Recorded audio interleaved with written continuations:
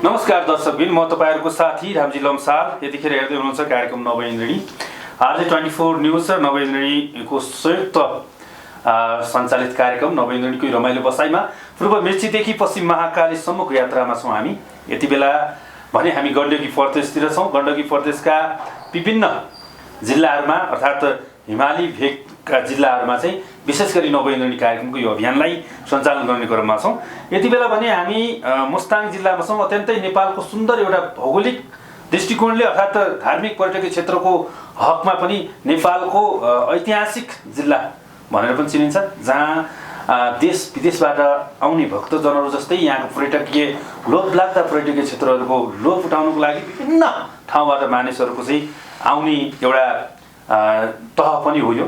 यति बेला पनि म ठ्याक्कै एकदमै अत्यन्तै विशिष्ट रमाइलो ठाउँमा छु, जहाँ कि विभिन्न सम्पदाहरू अर्थात् यहाँका विषयवस्तुहरू, समग्र यहाँका धार्मिक पर्यटकीय क्षेत्रहरू यिनलाई भुल्नै नसकिने अर्थात् मुक्तिनाथ जस्तो एकदमै पवित्र धार्मिक स्थल भएको ठाउँमा अर्थात् त्यो स्थलमा छु आज म। मसँग यति बेला अत्यन्तै विशिष्ट व्यक्तित्वहरू हुनुहुन्छ। अर्थात् वारागोङ मुक्ति क्षेत्र गाउँपालिकाको यो रमाइलो प्राङ्गणमा यति बेला हामीसँग यस गाउँपालिकाका प्रमुख अर्थात् यस गाउँपालिकाका गापा प्रमुखजी हुनुहुन्छ, हाम्रो अध्यक्ष रिङजिङ नामगेल गुरुङजी हुनुहुन्छ। यसलाई कार्यक्रममा स्वागत छ अध्यक्ष। हजुर, यहाँलाई पनि स्वागत छ। नमस्कार। एकदमै मनै लोभ्याउने नाम छ, मनै लोभ्याउने ठाउँ छ। जिम्मेवारी पूर्व पश्चिम घुमिसक्यौँ, फेरि भेट भइगयो। हाम्रो पश्चिमेली भाकामा पूर्व पश्चिम घुमिसक्यौँ, फेरि भेट भइगयो। आज धेरै मनका कुरा खोल्नु थियो, मनैमा रहिगयो भन्ने कुरालाई हामी पछि जोड्नेछौँ। आजको विशेष अलिकति श्रृङ्खला हजुरसँग के जोड्न चाहेँ भने समग्र तपाईँको 4 वर्षको यो कार्यकाल अब 5औं वर्षतिर जाँदैछ, अन्तिम पनि हो। कस्तो खालको चाहिँ नि यो भोगाइरह्यो अध्यक्षज्यू? योबाट सुरु गरौँ आजको कार्यक्रममा। ल, धन्यवाद यहाँलाई। अब सबभन्दा पहिला त म मेरो परिचयबाट सुरु गर्छु। म रिङजिङ नामगेल गुरुङ, वारागोङ मुक्ति क्षेत्र गाउँपालिकाको अध्यक्ष। अब हामी चाहिँ अहिले देशको यो शासकीय स्वरूप चाहिँ परिवर्तन भइसकेपछि, स्थानीय तह निर्माण भइसकेपछि हाम्रो यो जिल्लाको, हाम्रो यो गाउँपालिकाको दोस्रो कार्यकालमा हामी छौँ। अनि अहिले हामी 4औं वर्षमा टेक्दै गरेका छौँ। अब 4औं पनि नाग्दै 5औंसम्म आउँदैछौँ। अब मेरो अनुभूति अथवा मेरो अनुभव बताउनु पर्दाखेरि राज्यले अहिले राज्य पुनर्संरचना सँगसँगै विभिन्न ठाउँहरूमा आवश्यकता अनुसारले स्थानीय तहहरू निर्माण भएका छन्, वडाहरू निर्माण भएका छन् हैन। यसमा चाहिँ यो जुन कन्सेप्ट चाहिँ एकदमै राम्रो छ। जनताले नजिकमा चाहिँ सरकार पाउनु भनेको एकदम राम्रो कुरा हो हैन।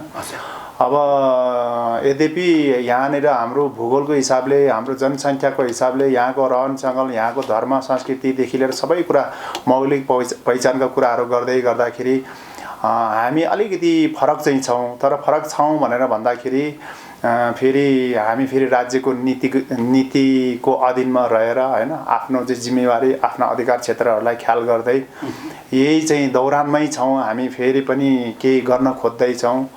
अनि त्यस कारणले गर्दाखेरि अब समस्याहरू, नीतिगत समस्याहरू विभिन्न छन्। राज्यको नीति एकातिर छ, हाम्रो व्यावहारिकतामा समस्याहरू थुप्रै छन्। अब स्थानीय तहलाई राज्यले अलिकति अधिकारहरू दिनमा कन्जुसाइ गरेको जस्तो मैले चाहिँ भन्नु एउटा ठ्याक्कै मैले अझ कुराहरू जानेर काटेँ। हजुर, अब यो जस्तै स्थानीय तहले गर्न खोजेका कुराहरू अर्थात् जुन तरिकाको एउटा स्थानीय तहको नीति र यहाँको आवश्यकता छ, त्यो आवश्यकतालाई चाहिँ सङ्घीय सरकार, प्रदेश सरकारले कतिपय ठाउँमा चाहिँ अलि हेलच्याङ्ग्रै गरे जस्तो अर्थात् तल आएर काम गर्दा पनि अलिक कठिनाइ भयो जस्तो महसुस यो धेरै अध्यक्षहरूले मलाई जोड्नु भएको छ। त्यही कुरा ठ्याक्कै जोड्नुभयो। मैले पनि अलिकति पोइन्टमा आउन चाहेँ। जस्तै अब स्थानीय सरकारको यहाँका जनसङ्ख्याको आधारमा, भूगोलको आधारमा चाहिँ आउने आर्थिक बजेटका कुराहरू पनि, आर्थिकका पाटोहरू पनि त्यसरी जोडिदिन्छ। हजुरले भने जस्तै समग्र आशा चाहिँ जनताका धेरै छन्। स्थानीय सरकारले चाहिँ त्यसलाई पूर्ति गर्न सकेको छैन। त्यो गरौँला भन्दै 5 वर्ष गइहाल्छ हैन। यो दोष पाउनु पर्ने बाटो। अब ठ्याक्कै के गर्नु पर्ला? स्थानीय सरकारलाई जिम्मेवारीता अर्थात् मैले तपाईले एउटा लक्ष्य बोकेर आएको मान्छेले मैले यति जति गर्छु भनेको मान्छेले ठ्याक्कै गर्दिनको लागि चाहिँ के गर्नु पर्ला यो आजैबाट जानु पर्यो। ठिक छ। अब यसमा चाहिँ यस्तो छ, नेपाल सरकार अथवा चाहिँ नेपाल सरकारका पनि विभिन्न शासकीय स्वरूपहरू मध्येमा सङ्घ सरकार, प्रदेश सरकार, स्थानीय सरकार भनेर भनिएको छ। अब हामीलाई सरकारको नाममा चाहिँ कानुन सरकार भनेर भनिएको छ होइन, कानुन सरकार भनेर भनिएको छ। हामीलाई अधिकारमा पनि अनि आर्थिक स्रोतमा पनि हरेक हिस्सामा पनि कान्छो नै छौँ। अब यहाँनिर मेरो तात्पर्य के हो भनेपछि स्थानीय सरकार जुन सरकार चाहिँ जनतासँग प्रत्यक्ष ठोकिन्छ, बिहानको हावासँगै खान्छौँ, बेलुकाको धुवासँगै चाहिँ झेल्छौँ होइन, त्यस्तो एउटा सरकारलाई अब माथिल्लो सरकारहरूले अलिकति अवहेलित दृष्टिले हेर्ने खालको यो कुरा चाहिँ हुनु हुँदैन होइन। स्थानीय सरकार चाहिँ जनताको नजिकसँग भएको सरकारलाई अलिकति सबलीकरण कसरी गर्ने, सशक्तिकरण कसरी गर्ने, के गर्दाखेरि बेटर हुनसक्छ भन्नेतिर चाहिँ सोच्नै पर्छ। अर्को कुरा अधिकारकै कुराहरूमा पनि स्थानीय सरकार भनेको जुन चाहिँ नजिकका जनतासँग प्रत्यक्ष ठोकिने भएको सरकार भएको कारणले गर्दाखेरि अधिकार चाहिँ कम्तीमा पनि चाहिँ स्थानीय सरकारलाई चाहिएको अधिकारहरू चाहिँ दिनपर्छ भन्छु। जस्तै अहिले हामी चाहिँ जग्गा सम्बन्धी उपभोगको अधिकार पनि छैन। योभन्दा अगाडि चाहिँ केही वर्ष अगाडिसम्म चाहिँ उपभोगको अधिकारसम्म चाहिँ स्थानीय सरकारलाई थियो, त्यो पनि छैन। अनि विभिन्न चाहिँ नीतिगत कुराहरूमा अधिकार चाहिँ खुम्चाउँदै गएको छ होइन। त्यो कारणले गर्दाखेरि स्थानीय सरकारलाई अलिकति पत्याउनै पर्छ नेपाल सरकारले। बरु सशक्तिकरण कसरी गर्ने, सबलीकरण कसरी गर्ने एउटा बाटो पनि त्यहाँनिर छ। तपाईँ जस्तै मानौँ अब काठमाडौँ उपमहानगरपालिका र के अरे महानगरपालिका र तपाईँको मुस्ताङको कुनै गाउँपालिकालाई विकासको सन्दर्भमा लागतका कुराहरूलाई त्यही रेटमा त्यहाँ विकास गर्न सकिन्छ भने यही रेटमा यहाँ विकास गर्न सकिन्छ भन्ने चाहिँ एउटा सङ्घीय सरकारको चाहिँ मलाई नीति मलाई पनि नराम्रो लाग्यो। यो कुरा चाहिँ तपाईँलाई जोडेँ।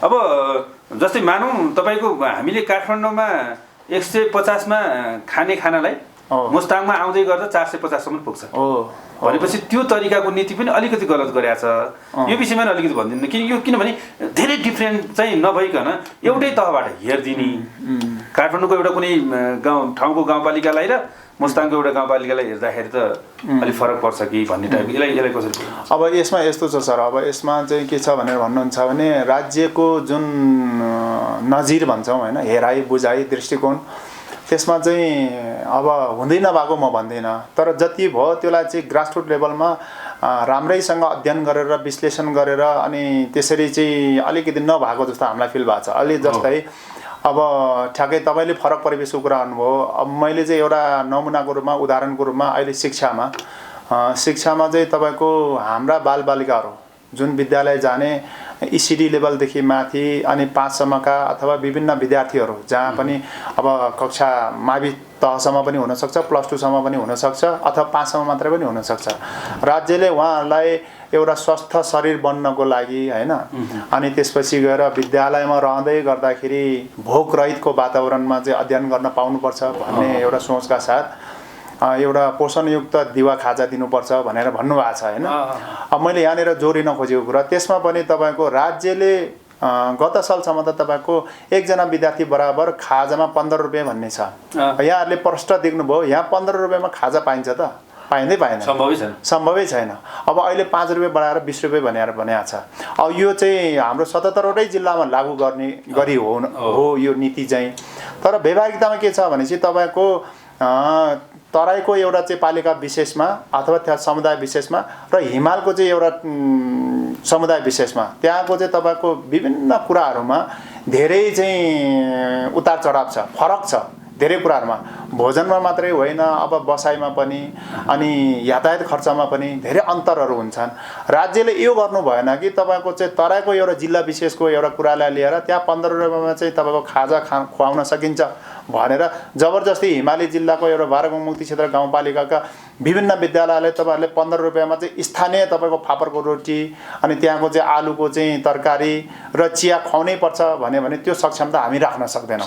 मेरो यहाँनिर चाहिँ तर्क के हो भने फरक चाहिँ भूगोलका क्षेत्रका चाहिँ त्यहाँको अवस्थाहरूलाई बुझेर अनि थोरै दर रेटमा थोरै तलमाथि पार्यो भने त्यो त्यति धेरै चाहिँ त्यो अन्यायको विषय हो जस्तो लाग्दैन कि। थोरै छ, काम गर्न पर्ने थोरै छ, सचाउन सक्ने पनि छ, राज्यले त्यसलाई चाहिँ सहज गर्न पनि सकिन्छ हैन। तर त्यो किन यो आनाकानी गरेको यो नगरौँ भन्ने टाइपको हो कि या गर्नै नदिएको अवस्था हो कि के हो यो अलिकति अब यो त्यही त अघि मैले भन्दैछु राज्यको ध्यान चाहिँ कस्तो भनेपछि नेपालभरि हजुर अब देशव्यापी रूपमा एउटै नीति लागू गर्ने भन्ने कुरा कहिलेकाहीँ चाहिँ यो फरक हुन सक्छ। अहिलेको यही कुरालाई लिएर पनि अघि मैले भनिहालेँ अब फरक ठाउँको अवस्था फरक हुन्छ होइन। अब सुगम हुन्छन् धेरै ठाउँहरू, अब यो अहिले अलिअलि सुगम हुँदै गएको हो। विगतमा त एकदमै दुर्गम ठाउँ हो यिनीहरू।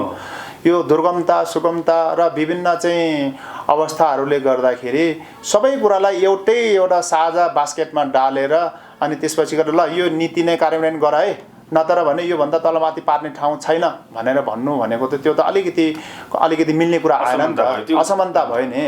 यो समतामूलक भएन क्या अरूभन्दा पनि। त्यो समतामूलकमा हुनको लागि अनि राज्यले फरक ढङ्गले क्षेत्रगत हिसाबले पनि अध्ययन गरेर अनुसन्धान गरेर सबै ठाउँलाई चाहिँ पाएक पर्ने गरी नभनिकन फरक ठाउँको फरक चाहिँ अवस्था त्यहाँको चाहिँ कार्यान्वयन गर्न सकिने गरी त्यस्तोहरू गर्न पायो भने चाहिँ सजिलो हुन्थ्यो।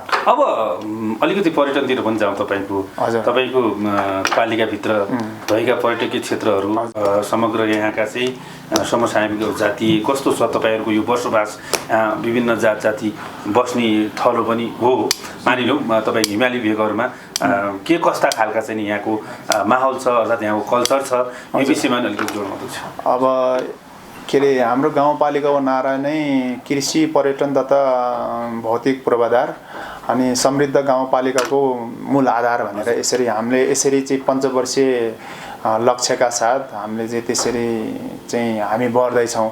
अब हाम्रो गाउँपालिकाको वस्तु स्थितिको बारेमा भन्नुपर्दाखेरि जनसङ्ख्याको हिसाबले हामी त्यति धेरै त छैनौँ। भूगोलको हिसाबले हाम्रो मुस्ताङ जिल्लामा चाहिँ दोस्रो ठुलो चाहिँ स्थानीय तह हो होइन।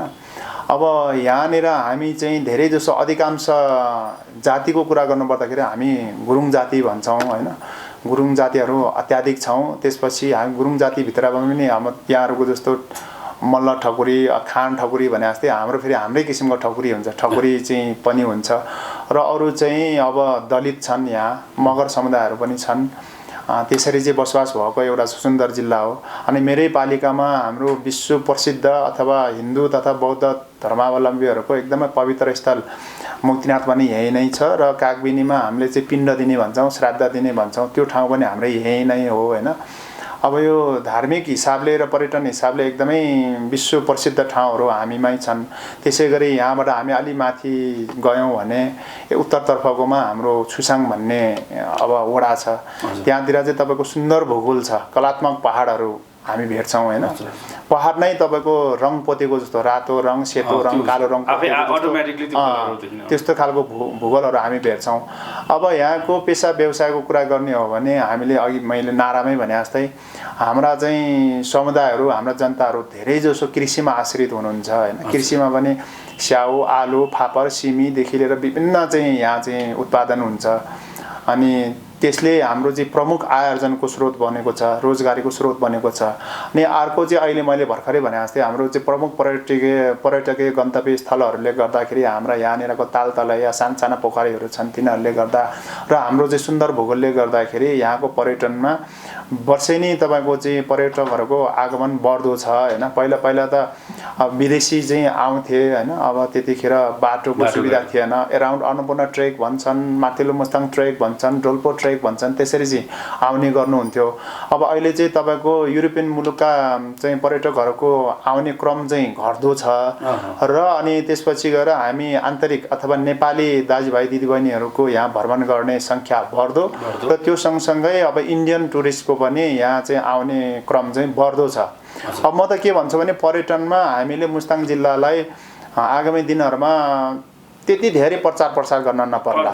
बरु हामी भोलिको दिनमा टुरिज्ममा पनि मास टुरिज्म भन्ने हुन्छ, ओभर टुरिज्म भन्ने हुन्छ।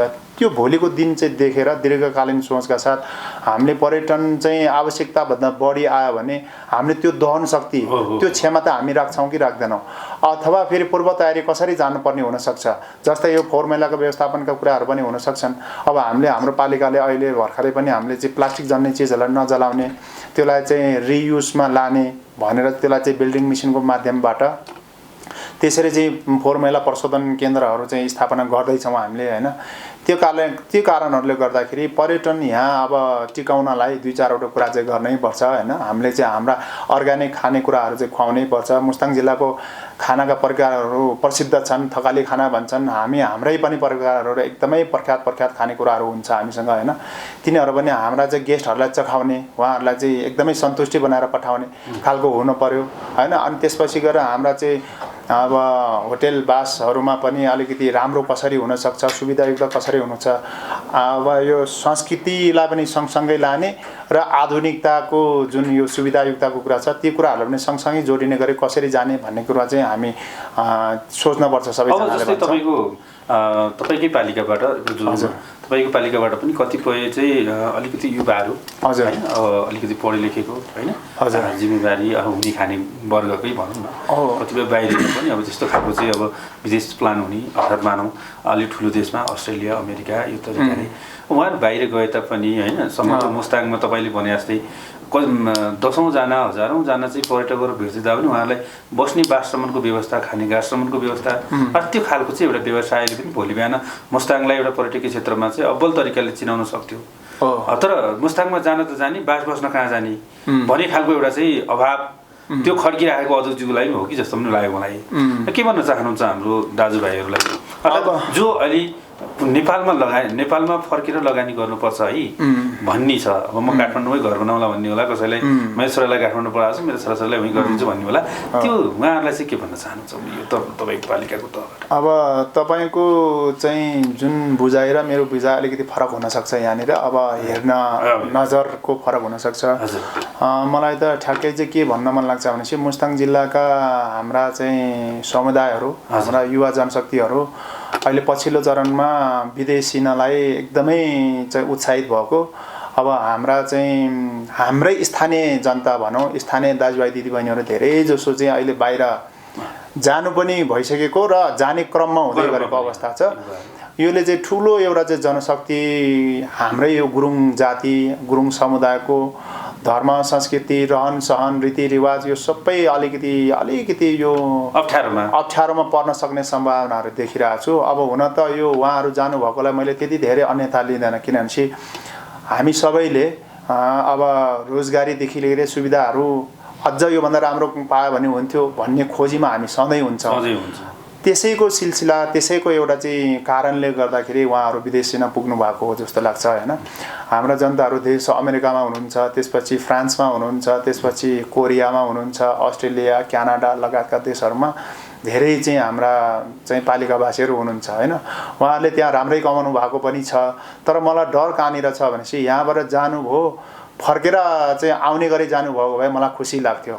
मलाई चाहिँ अहिले आएर अलिकति एक किसिमको त्रास पनि मलाई चाहिँ सिर्जना भएको छ। कस्तो भनेपछि हाम्रो यस्तो एउटा राम्रो चाहिँ समुदाय, एउटा यस्तो एउटा चाहिँ राम्रो चाहिँ भनौँ न त्यो एउटा भएको एउटा समुदाय अब त्यहाँ जानु भएपछि भोलिको चाहिँ बेटर भन्दा बेटर चाहिँ अपर्च्युनिटीको खोजीमा भोलि गएर एउटा विलय हुने हो कि भन्ने चिन्ता छ। जस्तै अहिले जापान गयौँ भने हामी जापानमा त कम्तीमा पनि 5-10 वर्षपछि त फर्केर आउनुहुन्छ। त्यहाँको पुँजीलाई यहाँ लगानी गर्छौँ र यहाँ चाहिँ अलिकति विकास हुने सम्भावना हुन्छ। अब अहिले हाम्रो चाहिँ त्यो अलिकति ठ्याक्कै नहुन पनि सक्छ भन्ने खालको एउटा चाहिँ त्रास सिर्जना भएको छ। यद्यपि अब भोलिको दिनमा हाम्रा चाहिँ समुदायले यो कुराहरूलाई बुझ्नु नै हुनेछ होला र चाहिँ यहाँको विकासको लागि। र अनि अर्को कुरा तपाईँले एकदमै राम्रो एउटा कुरा गर्नुभयो। मुस्ताङ जिल्ला फेरि एउटा यस्तो एउटा अनौठो जिल्ला पनि हो कि सर, हाम्रो चाहिँ जनशक्ति, हाम्रा चाहिँ स्थानीयवासी त विदेश जानुभयो, तर हाम्रा गाउँठाउँ खाली चाहिँ छैनन् सर। सबै गाउँठाउँमा मान्छे भरिभराउ छ।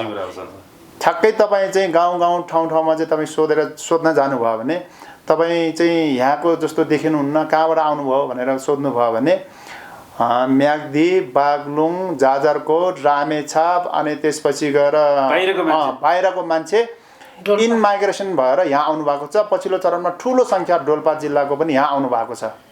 अनि मेरो यहाँनिर तर्क के हो भनेपछि हाम्रा जनता बाहिर गए, तर यो भूगोल विशेषले, यो ठाउँ विशेषले त अरूलाई पनि त एउटा चाहिँ रोजगारी त दिएको छ भन्ने बुझ्छु। अब तपाईँले मुक्तिनाथको चाहिँ यात्रा गर्नुभयो भनेर भन्नुभयो, तपाईँले त्यहाँ घोडा सवार गर्ने धेरै मान्छे देख्नुभयो होला सर। त्यसमा 10% पनि हाम्रो मान्छे छैन सर। यो सबै बागलुङ्गे, बेनी, म्याग्दी, रुकुम, रोल्पा त्यहाँका युवाहरू हुन्। उहाँहरूले के गर्नुहुन्छ दिनभरि अर्काको स्याउबारी पनि कुर्नुहुन्छ त्यहाँबाट पनि उहाँहरूले चाहिँ आयोजन गर्नुहुन्छ अनि बिहान बेलुकाको समयमा फेरि घोडामा मान्छे ओसारेर पनि त्यो सुविधा पनि उहाँहरूले पाउनु भएको छ भनेपछि जस जीविकापार्जन गर्नको लागि समग्र चाहिँ केही नभए 100-150 जनालाई हाम्रो जिल्लाले धेरै जिल्लाहरूलाई रोजगारी पनि दिनमा मद्दत गरेको छ भन्ने मेरो यहाँनिर तर्क हो कि एकदमै यो गौरव गर्ने कुरा पनि अध्यक्षज्यू गौरव हो नि सर जीवनमा चाहिँ आफ्नो मान्छे कतिपय कुराहरू होइन बाध्यतात्मक परिस्थितिमा बाहिर गए तापनि तर बाहिरबाट पनि समग्र हुन त सबै नेपाली नै हो तर बाहिर जिल्लाको अन्य जिल्लाहरूको मान्छेहरू पनि है यो जिल्ला मेरो लागि ठिक छ भनेर आएर बसोबास गरिदिनु भएको छ त्यसको लागि पनि एउटा चाहिँ गौरवको कुरा हो कि हामी यति चाहिँ कसैको मनमा बसेका छौँ भन्ने खालको चाहिँ एउटा बात यो चाहिँ अब यो अन्तिममा छौँ हामी धेरै समय हजुरको लिन चाहिन मैले अन्तिममा अब समग्र भने जस्तै समग्र यहाँका चाहिँ तपाईँको गाउँपालिकावासी र जिल्लावासी अर्थात् सबैजनालाई यहाँ भेटिने पर्यटकहरूलाई के भन्न चाहनुहुन्छ अनि त्यसपछि हामी छुट्टिन्छ अब अन्तिममा जाँदा जाँदै मैले भन्नै पर्ने कुराहरू के हुनसक्छ त भनेर भन्छु भने सबभन्दा पहिला त म पालिकावासीलाई भन्न चाहन्छु अब मेरो यो 4 वर्षको दौरान चाहिँ करिब चाहिँ सम्पन्न गरेर अन्तिम चरणमा आइसकेका छौँ हामीले हाम्रो कार्यकालमा हाम्रो कार्य अवधिमा कृषि पशु त्यसपछि गएर शिक्षा स्वास्थ्य अनि लगायत रोजगारी विभिन्न क्षेत्रगत हिसाबले हामीले हाम्रो चाहिँ दक्षताका अनुसार इमानदारीपूर्वक कहाँ के गर्नुपर्छ त्यो चाहिँ एकदमै असल चाहिँ एउटा कोसिस अभ्यास चाहिँ गरिएको हो होइन यहाँनिर कसैले पनि नियतवश अब त्यस्तो खालको खराबी गरिएको अथवा गर्न चाहेको त्यस्तो अवस्था चाहिँ भएको थिएन यसमा चाहिँ मलाई एकदमै सन्तुष्ट लाग्छ यद्यपि फेरि यो समाजसेवी भन्ने काम चाहिँ अब एउटै कार्यकालमा सबै सम्पन्न हुने खालको कुरा चाहिँ होइन रहेछ हामीले कृषिमा पनि तपाईँको सिँचाइको कुलोदेखि लिएर एक घरमा एक धारादेखि लिएर विभिन्न चाहिँ पूर्वाधार संरचनाहरू मुक्तिनाथमा पनि हामीले अब धेरै कामहरू गऱ्यौँ अहिले यद्यपि अहिले मुक्तिनाथ विकास समिति बल्ल अहिले अलिकति जीवन्त भएको अवस्था धेरै राम्रो हामीले त संरचनाहरू धेरै खिचेका छौँ एकदमै राम्रो पनि रहेछ अलिकति त्यहाँ चाहिँ अझै पनि 4-5 वटा कामहरू गर्न बाँकी छ हामी हाम्रो यो त्यो मुक्तिनाथ विकास समितिको पदाधिकारीमा संयोजकमा चाहिँ शिर साहब हुनुहुन्छ उपाध्यक्षमा म छु सम्बन्धित वडाको वडाध्यक्ष चाहिँ त्यहाँको कोषाध्यक्ष हुने अनि मालपोतको हाकिम चाहिँ त्यहाँको सचिव हुने व्यवस्था गरेर एउटा समिति छ अनि हामीले विगत केही महिना अगाडि मुक्तिनाथमा विभिन्न चाहिँ कामहरू गर्न पर्ने भयो भनेर प्याकेजमा एउटा चाहिँ डिपिआरै निर्माण गरेर 8 वटा प्याकेज निर्माण गरेर अनि त्यसलाई चाहिँ पुरातत्व विभागमा सहमतिको लागि पठाएका थियौँ अब त्यसमा चाहिँ हालसालै अब 4 वटा विषयवस्तुमा चाहिँ उहाँहरूले चाहिँ सहमति प्रदान गर्नुभएको छ चेन्जिङ रुम लगायत 108 धारामा चाहिँ मान्छेहरूको टाउको ठोकिने त्यस्तो समस्या थियो अब त्यसमा चाहिँ अब फेरि मुक्तिनाथको मन्दिरमा एकदम भिडभाड हुँदाखेरि अहिलेको फ्लो म्यानेजमेन्ट अलिकति हुन सकेन सर्कुलेसन के अरे फ्लो सर्कुलेसन भन्ने खालको इन एकातिरबाट हुने आउट एकातिरबाट हुने भन्ने खालको त्यस्तो खालको त्यो गरेको छ र अनि अरू पनि त्यहाँ पाहुनाका लागि अनि अलिकति हट रुमहरू त्यस्ताहरू पनि हामीले कल्पना गरेर त्यो गरेका छौँ त्यो चाहिँ भर्खरै सहमति प्राप्त भएको हो अब यो चाहिँ छिट्टै नै हामी त्योलाई चाहिँ सम्पन्न गर्नेछौँ र अनि त्यसपछि गएर म त अब पालिकाको कुरा मैले गरिसकेँ हामीले गर्न चाहेको कुराहरू धेरै नै छन् अब यद्यपि हामी नै सबै फेरि निपुण होइन हामी सर्वेसर्वा होइन आगामी दिनमा पनि फेरि भोलिको दिनमा आउनु हुने जनप्रतिनिधिज्यूहरूले पनि यसै गरी गर्नुहोला त्यसमा मेरो शुभकामना पनि रहन्छ र सँगसँगै अब यो हाम्रो पालिका भनेको मुस्ताङ जिल्ला भनेको विश्वले आँखा गाडेको ठाउँ एकदमै के रमाउन आउने हो यहाँ कि कमाउन आउने हो सर मेरो यही दुईवटा शब्द प्रयोग गर्छु कि कमाउन आउने हो यहाँ किनभने मुस्ताङ जिल्लामा एकदमै चाहिँ सम्भावनाहरू धेरै छन् कृषिमा पनि छन् पशुमा पनि छन् यहाँको च्याङ्रा यहाँको याङ के बिग्दैन सबै बिग्छ अरू कुरा छोड्नु न सर तपाईँको कालीगण्डकी नदीमा शालिग्रामको ढुङ्गा टिप्न जानुभयो भने ढुङ्गाको पनि मूल्य पर्छ यहाँ अरू ठाउँमा त त्यो अवस्था होइन त्यस कारणले गर्दाखेरि यहाँ चाहिँ सम्भावना भएको ठाउँ हो होइन त्यसलाई चाहिँ अब हामीले चाहिएको फाइदा पनि लिने हो र त्यसलाई चाहिँ एकदमै पोजिटिभ काम कसरी हुनसक्छ यहाँको धर्म संस्कृति रीतिरिवाज यहाँको चाहिँ धार्मिक स्थलहरूलाई समुचित व्यवस्थापन गर्नेदेखि लिएर यहाँ आउनुहुने देशी विदेशी अब के अरे तीर्थयात्रुहरूलाई कसरी उहाँहरूको सेवा गर्न सकिन्छ भन्ने कुराहरूमा पनि हामी सोच्नै पर्ने हुन्छ र भोलिको दिनमा पर्यटनमा पनि फेरि पर्यटनहरू पनि धेरै प्रकारको पर्यटन आउँछन् उहाँहरूलाई चाहिँ कसरी चाहिँ धेरै कुराहरूको बारेमा सचेतना दिन सकिन्छ जस्तै यहाँ यो लेक लाग्ने ठाउँ हो अब हाम्रो नेपालीको बानी के छ भनेपछि अब हिँड्न पर्यो भने रातारात परे पनि निस्किने खालकाहरू पनि हुन्छन्। भूगोलको हिसाबले अलि अप्ठ्यारो ठाउँ पनि हो। यहाँ चाहिँ बर्सातको समयमा धेरै ठाउँमा बाढी पहिरो पनि आउने गर्छ होइन। अनि त्यसै गरी अब यात्रामा आउँदै गर्दाखेरि अब कस्तो भनेपछि पोखराबाट जोमसोमसम्म, मार्पासम्म, कागबिनीसम्म आएर नेक्स्ट डे अनि त्यसपछि Muktinath, next day upper Mustang, त्यसरी चाहिँ हामी प्लान मिलाएर आइयो भने शरीरले पनि यो अनुसारको उचाइमा चाहिँ एडजस्ट गर्न सक्छ। हाम्रो के छ अहिलेसम्म तपाईँको तराईको बुटवलबाट डाइरेक्ट आउँछौँ, अब त्यो छोटो दूरीको चाहिँ राजमार्ग च्यापेर आउँछौँ, एकैचोटि मुक्तिनाथ पुग्छौँ अनि टाउको फुट्न लाग्यो र अनि त्यसपछि गएर म त अनि साह्रै भयो भनेर भन्छौँ। हाम्रो नेपालीको बुद्धि नि परेपछि मात्रै अनि बेहोरेपछि मात्रै थाहा हुने खालको छ। मेरो भनाइको मतलब के भन्छ अलिकति पूर्व सचेतनाका कुराहरू पनि जानेर बुझेर आउनुपर्ने हुन्छ। ठाउँ ठाउँमा स्टप गरेर जाने अनि लेक लागिहाल्यो भने के गर्ने भन्ने कुराहरू पनि उपचारको कुराहरू पनि हुन्छन् होइन। ती कुराहरू पूर्व सावधानी चाहिँ अपनाएर आउनुपर्छ होला भोलिको दिनमा पनि होइन। यी कुराहरू चाहिँ म सबै चाहिँ भनौँ न हामी भोलिको दिनमा सबैलाई चाहिँ म आग्रह गर्न चाहन्छु।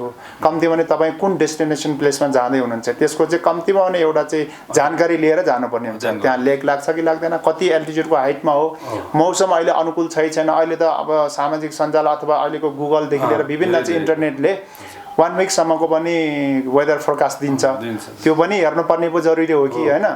अनि यी कुराहरू चाहिँ एउटा चाहिँ एकदमै बेसिक कुरा हो। यति जानकारी लिएर आउने अनि आउनुभएको पर्यटकहरूले नै कम्तीमा पनि त्यहाँको चाहिँ वातावरणलाई दूषित नपार्ने गरी चाहिँ गर्ने होइन। सभ्य नागरिकको परिचय दिने यस्ता चाहिँ हाम्रो धर्मले पनि त्यही भन्छ होइन। सहयोग गर्न नसके पनि दुःख नदेऊ भन्छ होइन। हामीले दुःख त अब डाइरेक्टली इन्डाइरेक्टली भए पनि नभए पनि कुनै पनि भूगोल, कुनै पनि क्षेत्र, कुनै पनि समुदाय विशेषलाई नकारात्मक प्रभाव पार्ने खालको काम त गर्न भएन नि। त्यस कारणले गर्दै उहाँहरू सबैलाई चाहिँ आउनुहोस्, मुस्ताङ घुम्न आउनुहोस्, मुक्तिनाथ घुम्न आउनुहोस्, कागबिनीमा श्राद्ध गर्न आउनुहोस् भनेर उहाँहरूलाई म निम्तो पनि दिन चाहन्छु। सँगसँगै मैले चाहिँ धेरै कुराहरू गरेको छु, अब त्यो कुराहरू पनि ख्याल गर्नुहोस् पनि भन्न चाहन्छु होइन। एकदम हस्, थ्याङ्क यू। यति कुरा चाहिँ म राख्न चाहन्छु। हस्, धेरै धेरै धन्यवाद दिन चाहन्छौँ। राम्रो मुस्ताङ, हाम्रो मुस्ताङ, तपाईँ पनि आउनु होला, हामी पनि आउनेछौँ। पक्कै पनि रमाइलो ठाउँ, अझै रमाइलो पार्नकै लागि नवइन्द्रेणी परिवार यति बेला गाउँपालिकाका विभिन्न वडाहरू, बस्ती अनि टोलमा छ। यो विशेष घडीमा मैले अलिकति जोड्न चाहेँ यति बेला चाहिँ हाम्रो गाउँपालिकाको उपाध्यक्षजी हुनुहुन्छ, हाम्रो ढिकी गुरुङजी हुनुहुन्छ। यसलाई कार्यक्रममा स्वागत छ। आराम हुनुहुन्छ? हजुर, नमस्ते हजुरहरूलाई पनि। मेरो नाम ढिकी गुरुङ, म बाह्रगाउँ मुक्तिसित गाउँपालिकाको उपाध्यक्ष। सो अलिकति मैले थोरै जोड्न चाहेँ हजुर। अब अलि यो विषयमा धेरै लामो लिन चाहेन। हजुरको चाहिँ यो 3-4 सालको जुन कार्यकाल, जुन 4 वर्षको कार्यकाल बिताउँदै गर्दा तपाईँसँग आएका कुराहरू जस्तै महिला हिंसाका कुराहरूका केसहरू कतिको जोडिए होइन, तपाईँ बालबालिकाका केसहरू कति, जो बाल विवाहहरू हुने, बहुविवाहका कुराहरू कतिको जोडिए, डिभोर्सहरू, यस्ता खालका केसहरू होइन, यो कतिको, अनि कतिपय श्रीमान श्रीमतीको घर झगडा, महिला हिंसाका कुराहरू, यो कतिको जोडिए, यस्ता केसहरू कति जति आए? तपाईँ त न्यायिक समितिको प्रमुख पनि हो, त्यो विषयलाई चाहिँ जोडिदिनै पर्ने भयो हुनाले मैले ट्याक्क अलिकति मात्रै। हाम्रोमा न्यायिक समितिमा त्यति उजिरी आउँदैन हजुर, किनकि हाम्रोमा यहाँ चाहिँ हाम्रो पालिकामा 19वटा गाउँ छ। 19वटा गाउँमा 19वटा मुखिया हुन्छ हजुर। अलिअलि त्यसो अलिकति विवाद पऱ्यो भने मुखियाले नै मिलाउनुहुन्छ, त्यति हाम्रो न्यायिक समितिमा उजिरी पर्दैन। अब एउटा कुरा के छ भने स्थानीय सरकार रहिरहँदा तपाईँ चाहिँ एउटा न्यायिक समितिको अनुगमनको पनि तपाईँ संयोजक हो, अनुगमन पाठक पनि। अब एउटा पालिकाको सरकार रहँदै मुखियाले चाहिँ केही कुराहरू गाउँमै मिलाउने भयो भने त्यस्ता कुराहरू त कतिपय चेपिएको पनि हुनसक्छ, कतिपय त्यो डरले पनि नभनेको हुनसक्छ। मुखियाकै कुराले त्यो गाउँमा चाहिँ त्यस्ता खालका समस्याहरू समाधान हुने, अर्थात् समस्या चाहिँ बाहिर आउन नदिने खालको वातावरण छ। स्थानीय सरकारलाई पनि क्वेसन आउला, त्यो कुरामा चाहिँ हजुरले कतिको ख्याल गर्नुभएको छ? अर्थात् कतिको अनुगमनको बाटाहरू कोही दिदी बहिनीले तपाईँले गुनासो गरेका छन् छैन त्यस्तो बुझेर? खासै त्यस्तो भएको छैन, किनकि त्यस्तो केसहरू पनि पर्दैन। महिला हिंसा त्यस्तो यहाँ मेरो पालिकामा त्यस्तो हुँदैन होइन। अलिकति त्यस्तो शरण सम्बन्धी त्यस्तो केसहरू चाहिँ आउँछ होइन। एउटा दुइटामा चाहिँ हाम्रो पालिकामा, हाम्रै न्यायिक समितिमा हामीले यो केस चाहिँ मिलाइसकेको छ, तर मुखियाले पनि त्यति मिलाएको त छैन। अलिकति सानोतिनो त्यस्तो अन्याय भएको चाहिँ छैन। एकदमै धेरै धन्यवाद छोटो मिठो बसाइको लागि, धन्यवाद, थ्याङ्क यू। यति बेला हामी समग्र विषयवस्तुसँग जोडिरहेका थियौँ र मुस्ताङ जिल्लाका विभिन्न पालिकाहरूमा नवइन्द्रणी कार्यक्रमको यो अभियानलाई लजाइँदै गर्दा धेरै सम्मान गरिदिनु भएको छ, धेरै माया गरिदिनु भएको छ र करिबम हामीले 15-16 दिनको कार्यक्रमहरू 3-4वटा पालिकामा लगभग एउटा तयारीमा पनि रहेको छ। यो कार्यक्रमलाई अझै राम्रो, मिठो, अझै जनचेतनामूलक, अझै एउटा चाहिँ रमणीय बनाउनेछौँ। यहाँहरूको आशीर्वाद रहनेछ भन्दै अहिलेलाई भने क्यामेराम्यान भाइ राजसँगै म तपाईँहरूको साथी रामजी लम्साल पनि बिदा हुन चाहन्छु। हस् त, नमस्ते, धन्यवाद।